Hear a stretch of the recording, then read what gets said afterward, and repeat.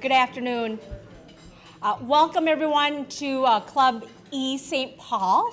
My name is Chumster. If we have not met, I try to meet everybody in the front, but sometimes I miss people. This is our last meeting, and we're going to take a summer break, but please look out for our next events in September when we return. At the Minneapolis Club, and that host and founder, Rick, is here. He has an email list, and his events are first Thursdays at the Minneapolis Club if you'd like to connect with him and find out about his events. And then we're back here at the University Club on third Wednesdays starting in September.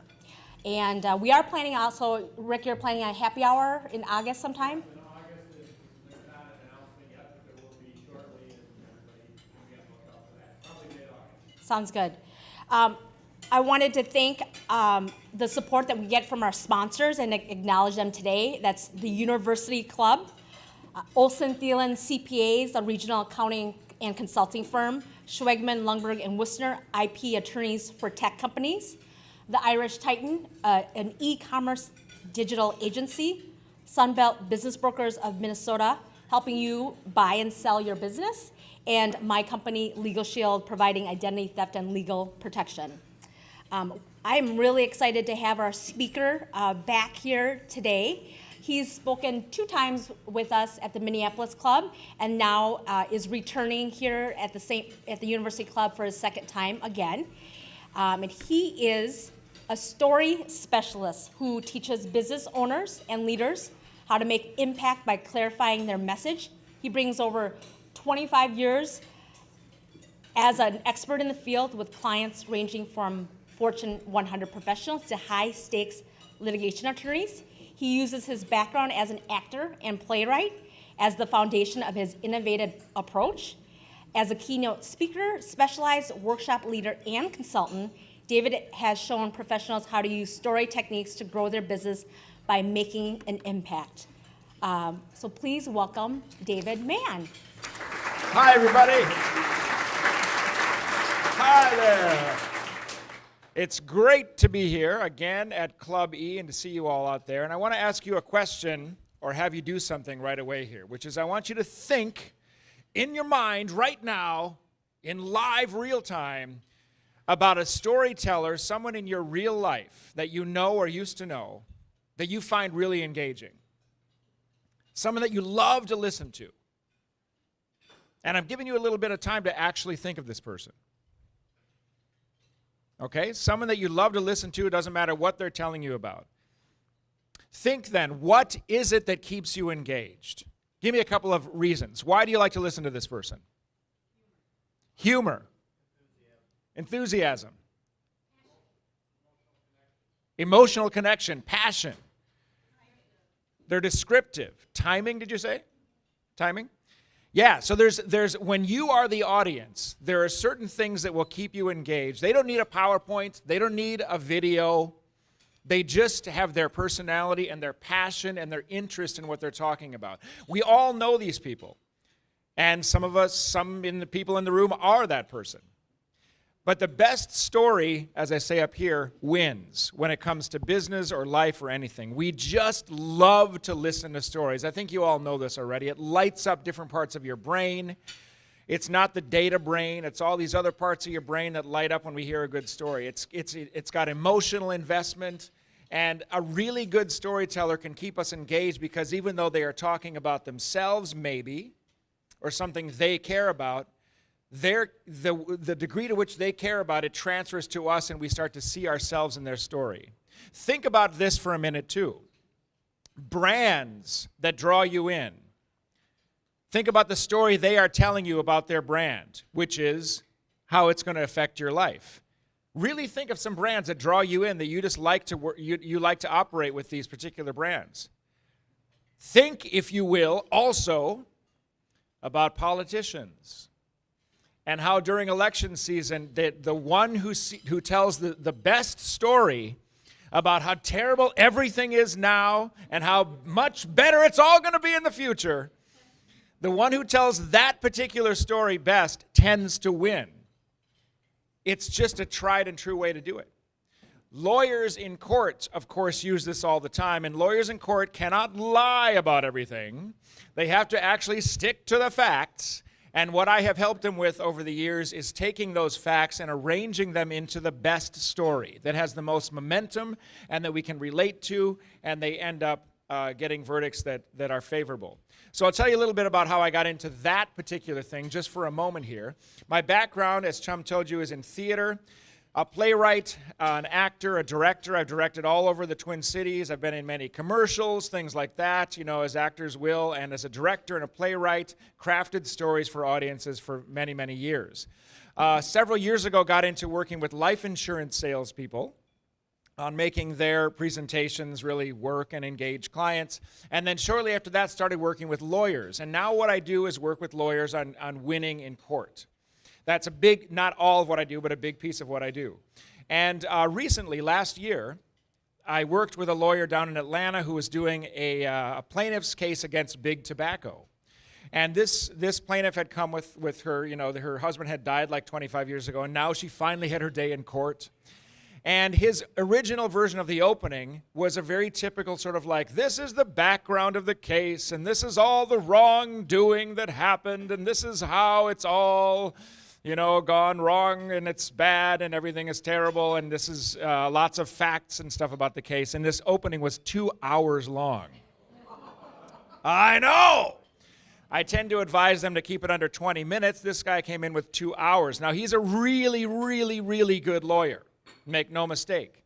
But I said, we got to fix this. And so I looked through the depositions, and I found the widow's story of finding her husband in the kitchen when he was in his later years. He was up to 6 packs of filterless cigarettes a day. Yeah. So I found this little vignette, and I crafted this. How we opened this opening was I pulled it right out of her deposition, but we crafted it into a story, and it was like this. It's 3 a.m. A 57-year-old man is alone in his kitchen smoking a cigarette. In front of him on the table is an ashtray overflowing with cigarette butts.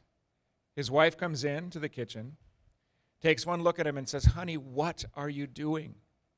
And he looks up at her with tears in his eyes and says, I have tried so hard to quit and I just can't. So there, in 30, 45 seconds, we have captured the entire argument of the case in one little vignette, and the jury is going, wow, that's terrible. And they can identify with him. So we got $19.4 million win off of that case. I would like to claim all of it, but no. But the way that it began had a lot to do with why the jury was already on our side. Now, I'm not here to talk to you about legal cases because that's not what we're here to talk about, although I could do it all day. I just want to make the point that the best story tends to win. And so let's talk about how that same principle can apply to your business. All right?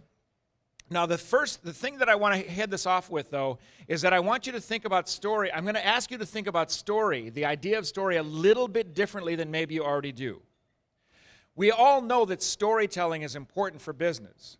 And the story that I just told you, the one about the cigarettes, that's a story. That's a classic type of a story. It's a vignette. It already happened, it's done, and I'm reporting on it. So story in business can take that form. We can tell the history of our company, the story of our company. Or we can tell case studies about things that happen with other customers, and those are illustrations of how our services work. That's not how I want to talk about story today. Today I want to talk about story as your business is currently an ongoing story. It is a story in progress. And the customers that you work with, the customers and clients that you work with, are the protagonist of that story. It's still happening, your story. It's not something done from the past that we're reporting on. It's still happening right now. How do you capture that in your marketing? Because if you can, that's the kind of story that gets people engaged. All right? Clarify the story. The only thing anybody wants to know when they first encounter your story is, what do you do and how will that help me? That's it. And now you probably already know this, but is it all reflected in all of your marketing? Can someone talk about what you do instantly and so they understand what you do instantly and talk about it and repeat it? or is it difficult? If the first words out of your mouth when someone asks what you do or what your business is it's sort of complicated. Well, everyone's already bored. Sorry, goodbye. It can't be complicated. It has to be simple, and it has to relate to them, okay? So we know this. And I want to show you this. This is what they care about when they go to your website or see your marketing, but this is what they get instead sometimes. Here are the services we offer. We are passionate about getting results. Here are our core values and beliefs. Ooh, boy. Oh, boy. Everybody really cares about those. Here's a list of all my accomplishments and my credentials so that you will see me as an expert. Nobody cares. Nobody cares. And this is, now eventually they care about these things. Don't get me wrong. But not first, but this is what we often hit them with first, is this stuff. Whether it's a speaking engagement that you're doing, whether it's on your website, whether it's on some kind of print marketing, if anybody's still using that, wherever it is, often this is what they encounter first. Well-crafted though it is, it doesn't engage. Now, I want you to think about something, because this is what I'm orienting most of this to is professional services companies, okay, where the things are complicated. Let's look at the other end of the spectrum for a second and look at the type of a story that we're all very used to seeing. My mom can be a little picky. Wendy, the peanut butter goes on top. I saw that. So I was wondering what she'd think when I switched to Purex, which is half the price of her favorite brand. Purex with dirt lift action works deep into the fibers of your clothes, leaving them amazingly bright and clean. A bright clean to impress even the toughest critics. Purex, bright clean, smart value. Huh? Now, you may not have seen that particular commercial, but we've all seen that commercial. You know what I'm saying? Tell me, it's not that this is a difficult test right now, but tell me, what just happened? What was the story?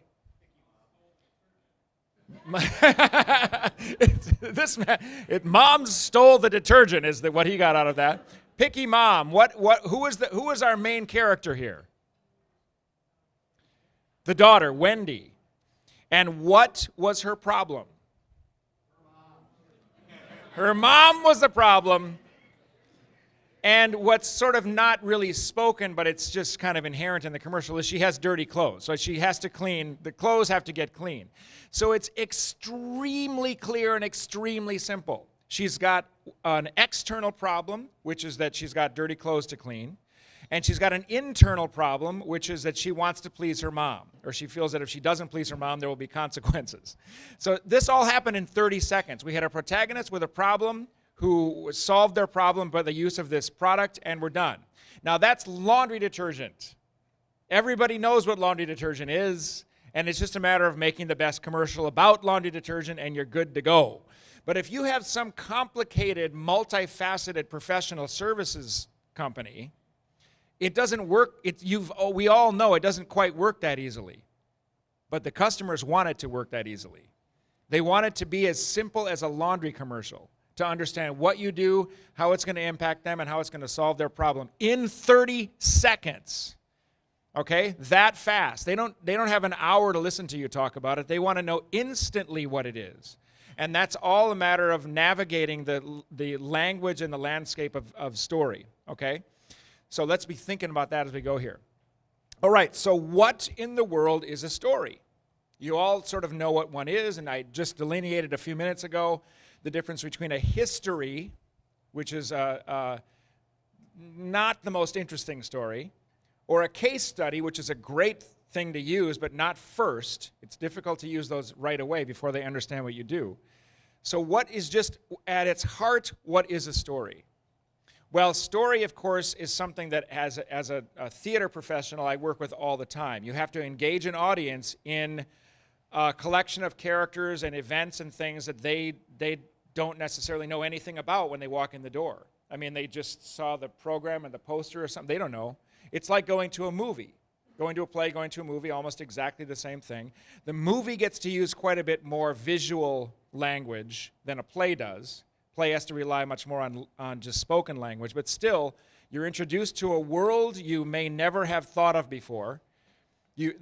We, as the practitioners of theater, have to get you to be able to relate to it, even though you have no obvious link to these characters, and then care about them as they go through.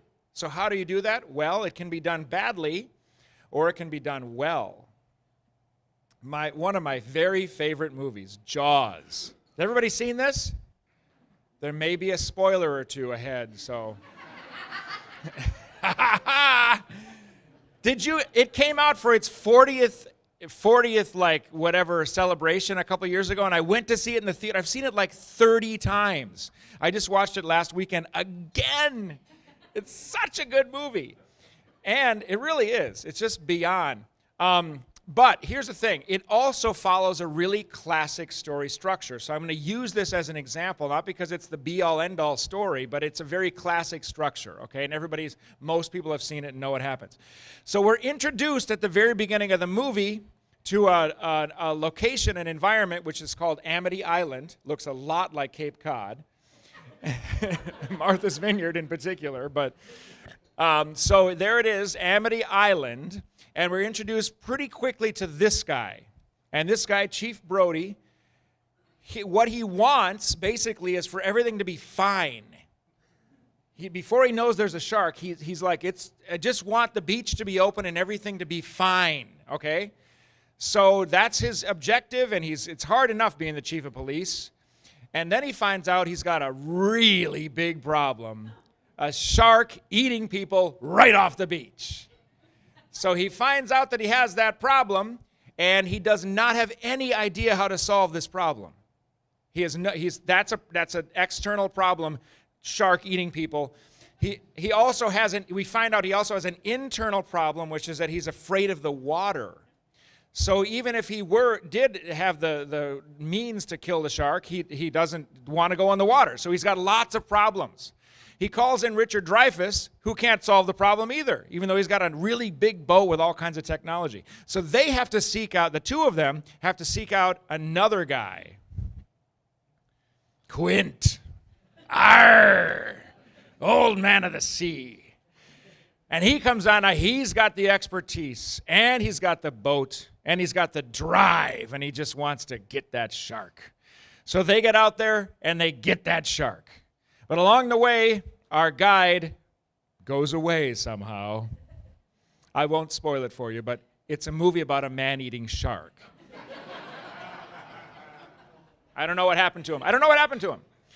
So, and in the end of the movie, everything is resolved, because I just watched it a few days ago. I can tell you the very, very last, what does Chief Brody want at the beginning of the movie? A peaceful beach. The end of the movie is a visual of a peaceful beach. There's birds chirping and everything is fine. So Spielberg is so good at this classic structure. Why do I bring this up? Because I love to talk about Jaws. But anyway, it's a classic structure that you can apply to the, as I told you first, ongoing story of your business that's reflected in your marketing. So let's see how that works. What we just talked about here is the classic story format. A main character who wants something. That's the first thing we are introduced to in any good story. Sometimes the main character is dual people or something, but we are introduced to someone that we are told, this is who we want you to follow through this whole thing. This even applies to these long episodic TV shows, like Breaking Bad. Now that some of these are done, Breaking Bad or Mad Men, these things are all finished now. We view them as one person's story with other characters. Breaking Bad is Walter White's story with all these other characters. So it's really nice if we can follow a particular character through it. We also have to understand what they want right away. If we're confused about what the character wants, we're going to be confused and ultimately check out. So when I work with lawyers, I make sure that within the first minute, or at the very most 2 minutes of an opening statement, we know exactly who we're following, and, which I'll get to in a second, we know who the villain is in the story. We have to know these things, otherwise we cannot care about it. Think about Katniss in the Hunger Games. If you've seen that movie, she's got a big problem. She needs to win the Hunger Games or die. But so we know what she wants, to live and succeed in the Hunger Games. It's very clear and very early in the story. We need to understand what success looks like to that character. They want something. What does it look like specifically? And what does failure look like? If they do not get what they want, what are the stakes, as we would say when we're working on scenes in theater? This is actually, speaking of that, this is a shape of an entire play or an entire movie, but it's also, actors will work a lot in rehearsal on this shape for an individual scene. What does this character want out of the other character by the end of the scene? And if you don't work on that stuff in rehearsal, it's going to be a pretty flat, dead play. Plays like Death of a Salesman, Streetcar Named Desire, that have been performed thousands and thousands of times, no two of those productions have ever been the same. That's not just because you change the actors. It's because they've worked on different versions of the objectives of the scene, of each individual scene, even though they're using the same lines. So this is something that keeps things alive when you work on it this way. All right, so you have success and failure. We don't know how it's going to turn out at the beginning, but we do know that there is some kind of a problem that our main character encounters. Right away, we're introduced to either a villain of some sort or some kind of problem that is in their way. Now, as I mentioned a second ago about the commercial and also Chief Brody, it can be external and internal. It's not always both, but it's really great if it's both. So a really classic example of an external-internal kind of conflict is a classic story like sort of a guy. The movie is about a bomb, a guy there's a bomb that's going to go off in the city and blow everybody up. And the main character is the bomb diffuser guy. And that bomb diffuser guy has to get that bomb cleared out. That's his external problem. That's enough of a movie. But if you add in a layer where his dad was the best bomb diffuser that ever was, and he's a little worried that maybe he won't live up to dad's legacy, well, now you've got a really good movie. So we can relate on multiple levels, and he's got multiple conflicts. So that internal or external obstacle is a good thing to explore, and I'll show you how you do this for business in a moment here. Then the guide comes along. So I want to pause for a minute on this particular idea. The guide in the story is someone or something that comes along mid-story to help the protagonist out. So Quint in Jaws. The classic, of course, is Obi-Wan Kenobi in the original Star Wars. We're introduced to Luke Skywalker, who can't figure out what his journey is going to be until Obi-Wan comes along and says, here's what it is. So the guide character is a very important one. And that guide character has a plan. They understand the main character, and they have a plan that provides action steps that's going to get them to their success and avoid failure. Okay? Now, here's the deal, you guys. In telling the story of our business, whether it's the history or whether it's some kind of marketing, who do we often make the main character of that story? We say, I did this, and I do that, and we do this, and we do that, and we have these services, and we, all the way home. We talk about ourselves quite a bit because we find ourselves quite fascinating. But nobody else does. I mean, somebody loves you. Somebody loves you. But in business, no. We're all self-centered. Ultimately, when it comes to doing business with another person, we just care about ourselves with them. But we, as the service providers, often will spend a lot of precious time at the beginning talking about ourselves. You're not the main character. You're the guide. You're in the middle of their story. And it's a classic marketing thing. Many of you have probably heard this before, but that's the classic position that you need to always be thinking of yourself in. Okay? So think about, you see the handouts that I have on the table there. Think about, there's not enough time to do this full out, obviously. But the first thing to consider when you start to apply this to your business is, who is your main character? And of course, that is who is your main customer, who is your key client, and try to zero in on really who they are. Like what position is it? Who's the main person that you're aiming for to engage with your services? And what do they want? What do they want? And here's the thing, I've worked with people now enough to know that what they usually, when I ask this question first, what does your key client want? They just want it cheap and fast. They want it done cheap, and they want it done fast, and they want it done really well. And I say, no, okay, yes, of course they want that, but let's dig a little deeper. What do they really want? What does success really what wakes them up in the morning? Not you and your service. Something else wakes them up in the morning too early and that they're worried about. That's where the answer to what their success is lies there. You got to dig a little deeper than they want it cheap, or that they want it fast, or that they want the process they're hiring you to do to go well. That's not necessarily what they're after. They, independent of you, want something. And if you dig deep enough, you can find it, and you can conversely also find what's at stake, what does it look like when they fail? When they fail to get what they really want, not just out of the service you are providing. You see what I'm doing here? Making sure that you distinguish yourself from their story, because you're going to help them with their existing story. Okay, so as soon as this, when I've worked with clients on this section right here might take hours to dig through all of the layers of what we think of first, to get down to really what is driving those characters, the clients being characters. Okay? All right, so we get that. We don't know how it's going to turn out.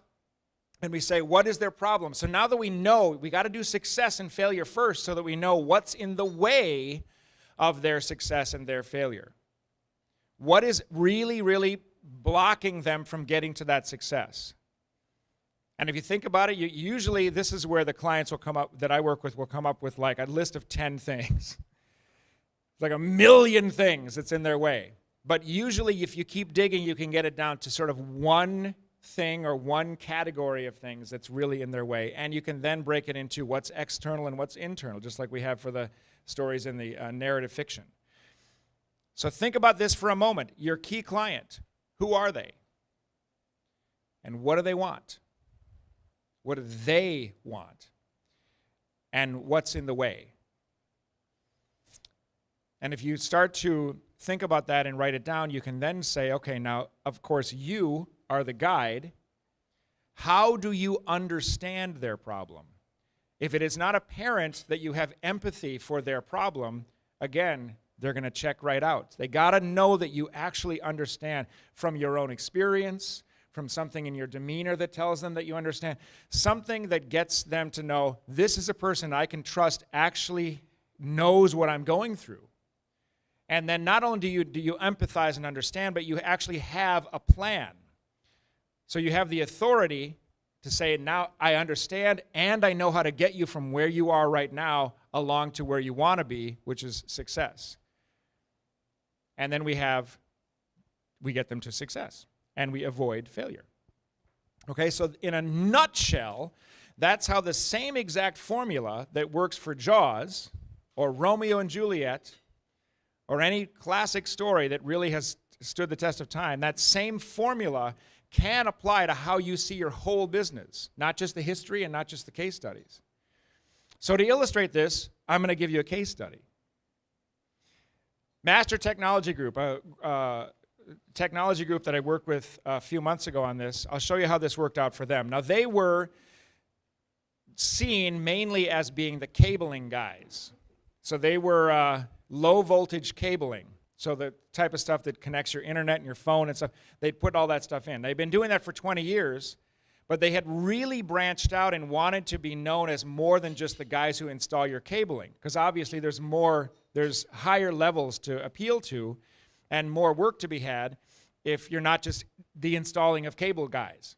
But they're having a really hard time articulating that. This is one of those companies where, you say, what do you do? And they go, well, it's complicated. We do many things. Why don't you, can we have coffee and talk about it? So by then it's too late.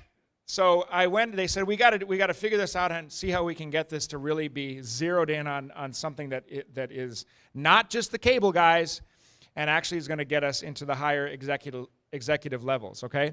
So I said, all right, who's your main character? And we talked about it, and we just boil it down to director.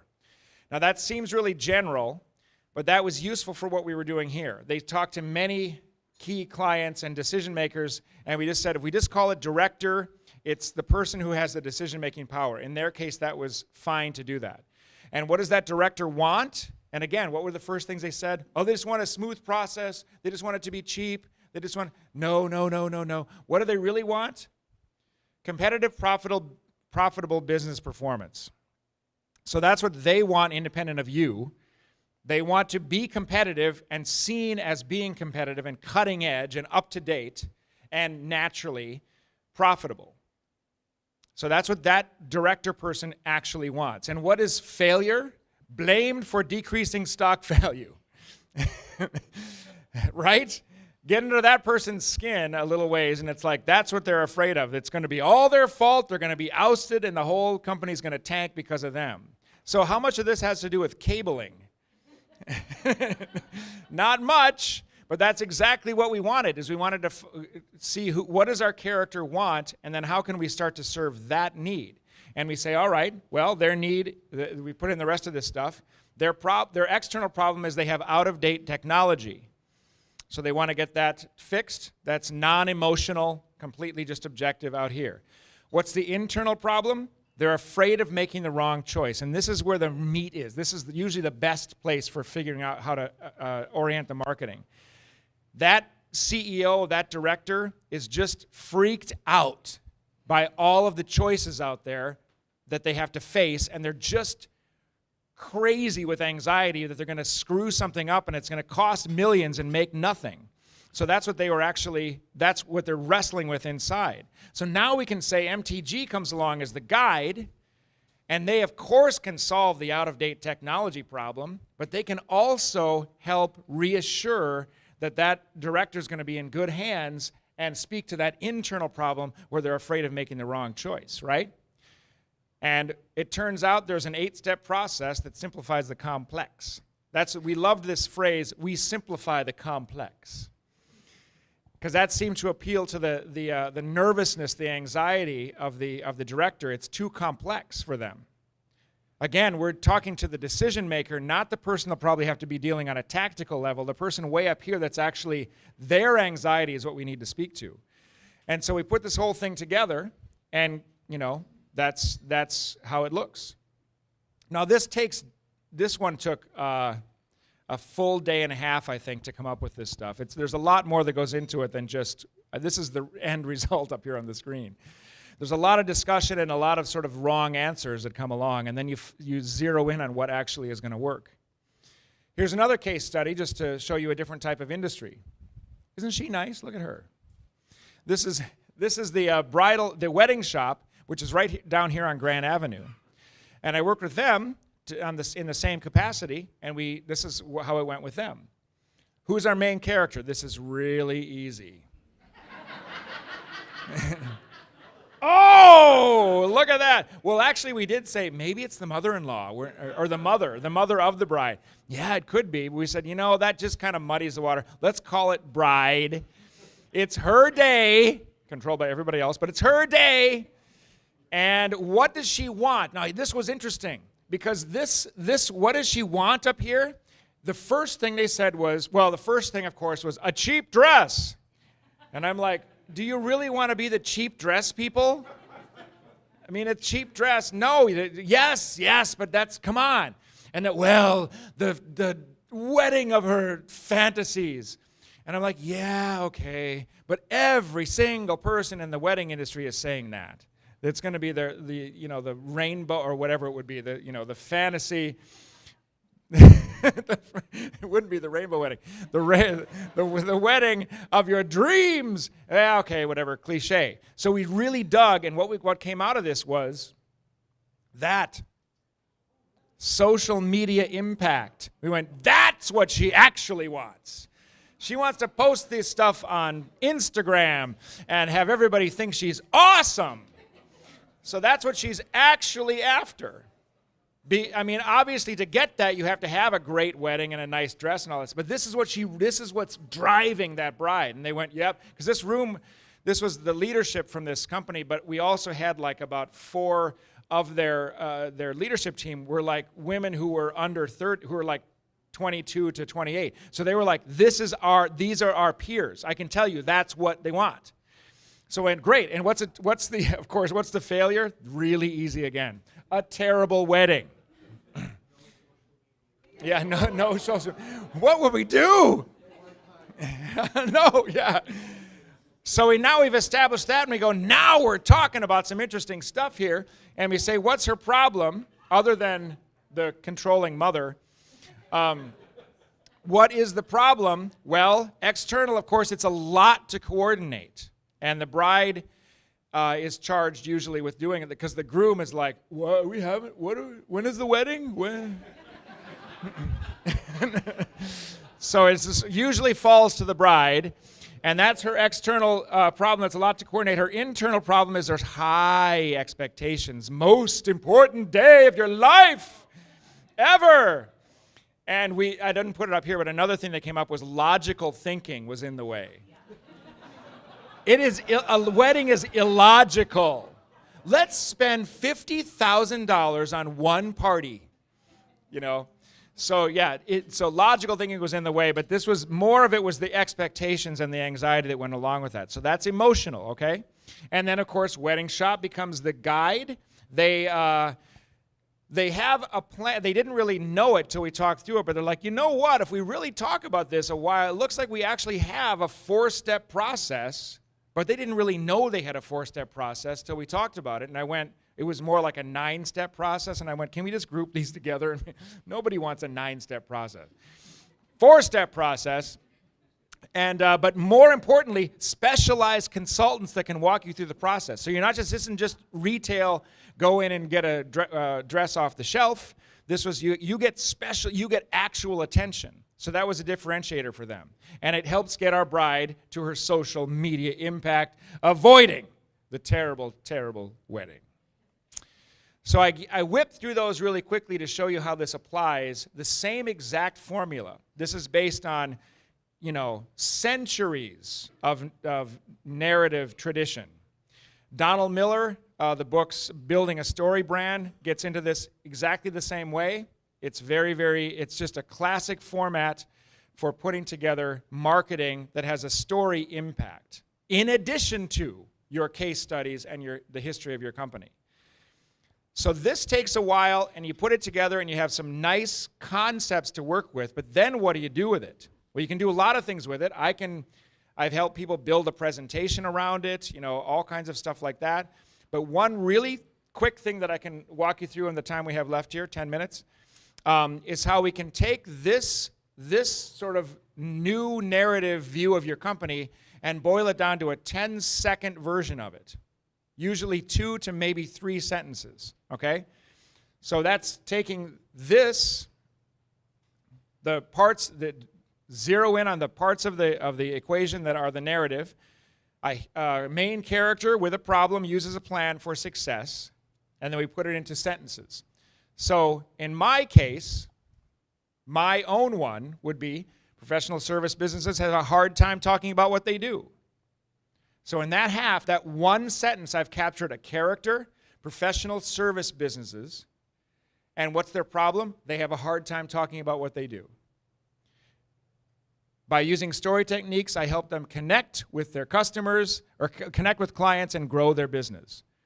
So now my plan is, or the thing I use is the story techniques, and I help them connect with their clients and grow their business. Again, that's my client's view of success is that, not telling a better story. It's that, right?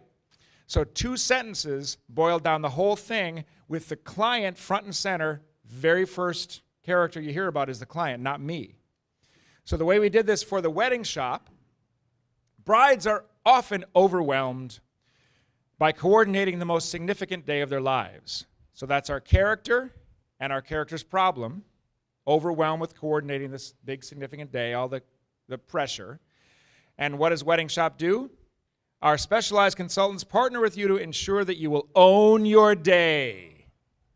Doesn't that rock?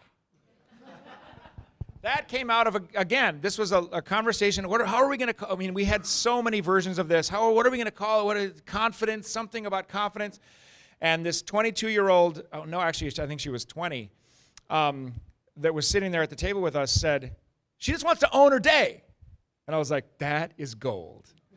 That is gold. Own your day. So it has this kind of like little bit of a more current sounding vernacular to it. Own your day. Now they want to use this everywhere. We help you own your day. So it's really got an application like that. And again, that's the end result success for that main character, the bride. For your mother-in-law can also own the day a little bit. So she did pay for the whole thing, so she. MTG, Master Technology Group. Technology is moving fast, and a lot of business leaders get overwhelmed by all the choices. So again, we have an overwhelming thing. They get overwhelmed by so many things, and they don't feel they have a partner. So there they are. This is the business leader wants something, and something's in the way. They don't have a partner. Who are we? Well, we have cutting-edge experts and an 8-step process to help you make the right choices for your business. Now this is planted right front and center on their homepage. First impression people have is this. When before it was a picture of a bunch of cables. So you'd go there and go, I don't need cables. I don't have a cabling problem. Click and you move on. Now it's like, ooh, I am overwhelmed by all the choices. I want to read further about this. So what I've just done here in our short time together is sort of whip you through the basic idea of how narrative works and how that can be applied to a macro view of your business and boiled down to as micro as just a 10-second, 2-sentence version of it. This has application all over the place. And when I work with people on this, it's anything from a conversation or two that just gets into some of the wording, all the way to this whole big process that may result in these taglines and phrases or presentations that are given in high stakes, high impact pitch kind of arrangements. And I would love to keep in touch with all of you on that. But before, let me see, we have like 5 minutes. All right. So are there any questions in the room here about this or any other thing? Yes, sir. What do you think is the worst possible ad or in popular culture or movie that has done it wrong in your opinion?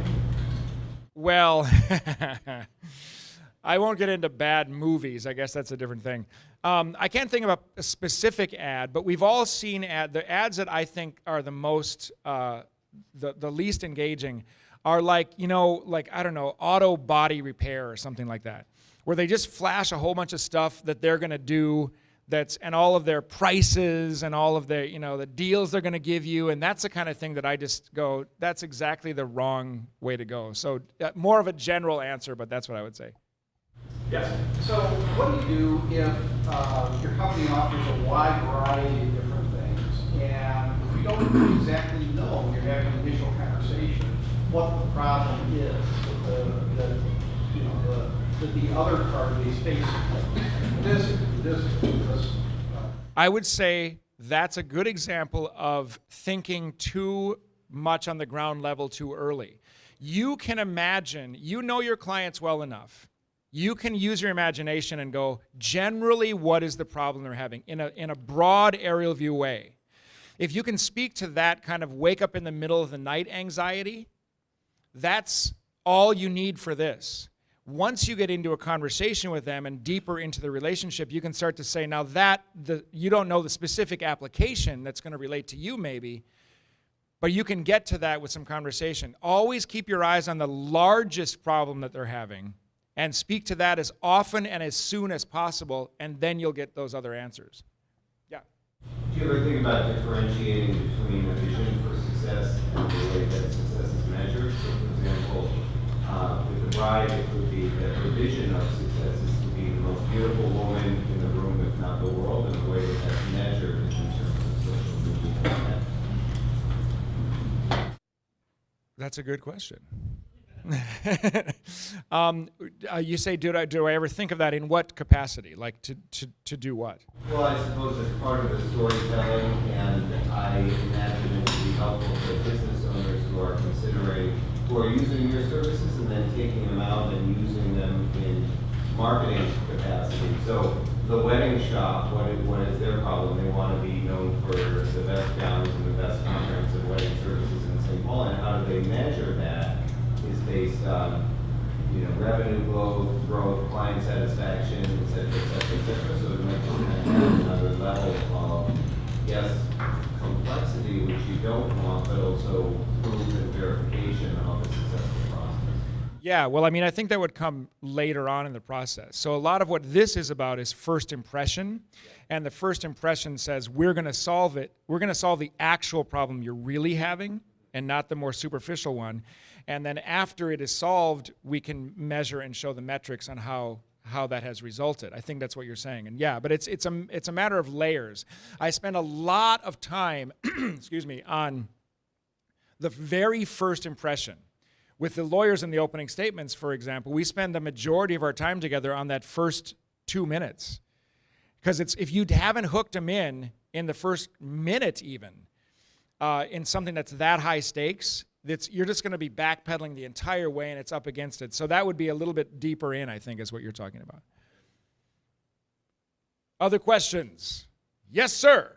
Why is this so hard for smart people? Why is this so hard for smart people?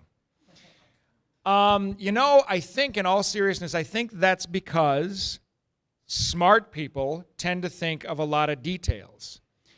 And if you're thinking of the details too soon, especially the details that are about you, it'll do nothing but keep you in the weeds. So it's I guess, what do the dumb people do? Anybody know what the dumb people do? They don't know any details. It's like, so the trick is to keep above the weeds, to get this stuff worked out, so that when you go into the weeds, it has meaning for the client. It has context for the client. We tend to go right there because we want to. Sometimes we want to show off how smart we are, and sometimes we just haven't thought in the aerial view for so long that all we can think of is the details, and it's off-putting to people. They just don't. They don't need that degree of detail. It's really seriously, it's the number one thing I unscramble with people if I'm working on opening statements or classic business presentation skills, construction of the business, or this kind of thing, is getting out of the weeds, don't get into the details so fast. Lawyers do it all the time, but so does every other professional service. And the smarter you are and the more of an expert you are, the worse it is, I guarantee you. Unless you've really worked on it. So, yeah, Rick? A lot of businesses are more, I don't want to say commodity, but you gave a couple of examples that are kind of niche businesses for something lawyer, with all due respect, or banker, or, where there's really a lot of competition. So how do you tweak the model in a niche business, like I would do a bridal shop versus a kind of more commodity? Well, I think that the first answer I would have to that is by doing some of this at all, you will rise above a lot of people. By just speaking in customer-centric terms all the time and speaking to their emotional needs all the time, you'll rise above half the competition right there. And then the rest of it is then wordsmithing and images and stuff that go along with it that can differentiate you. But it's a good question because these are a little bit more niche than that. And then the other thing, too, is I didn't really mention about something like financial services that have many applications, or like MTG has this. There's the macro story of the whole company. And then you can do this whole treatment on each division. There might be like 4 divisions that you focus in on, and then those can also be there, and they're all a little bit deeper dive on customer-centric stuff for that particular division, and that can help differentiate, too. Yes, ma'am. You had mentioned having to plan the enforcement process. Yeah. I was asking.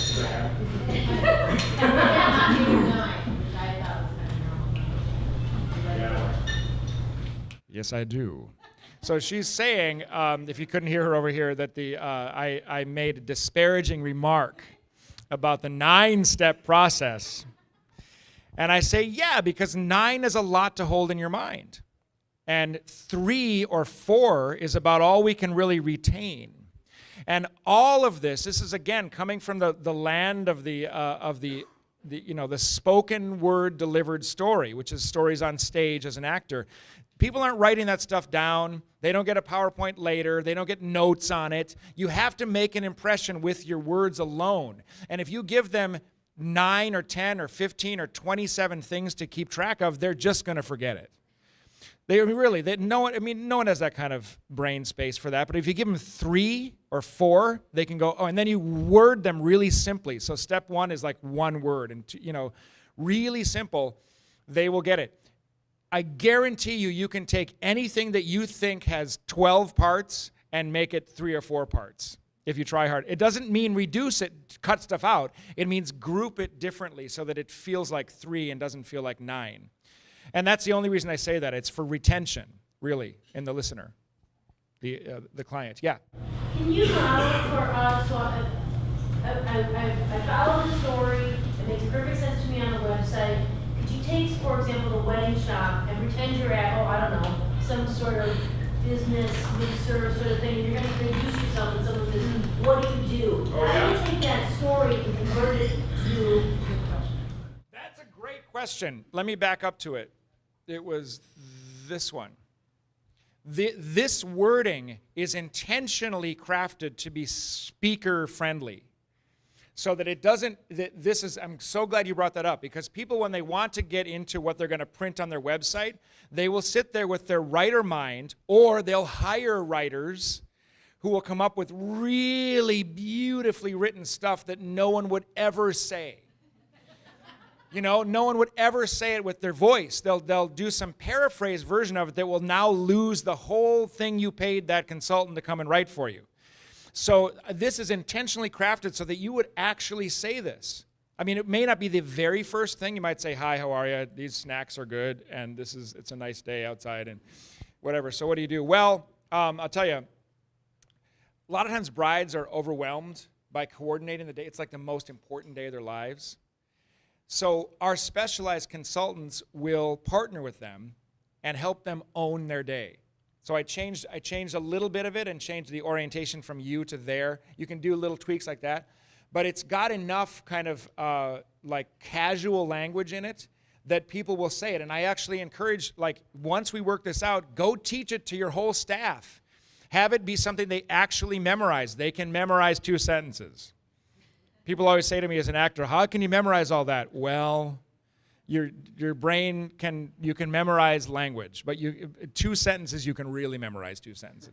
So I would say that's the main thing with that, is trust that actually the language can be spoken. And then after these are all crafted so that the next thing that happens is they go, well, tell me more about that, or something, so that now it's going to be more of a free-form conversation. But it's going to focus on things like specialized consultants and owning the day, rather than, we got a deal running through Saturday, and... So is that about our time, chum? All right, so as I said, give me a call. I would love to work with all of you on this. It all starts with a conversation. I just like to talk with people on the phone or sit down for coffee and just find out where you're at. That's all it is. My contact information is on that form in the middle there. You can also, or the handout, and I've got my cards up here. I'll be around for a while. Love to meet you all, and thank you very much.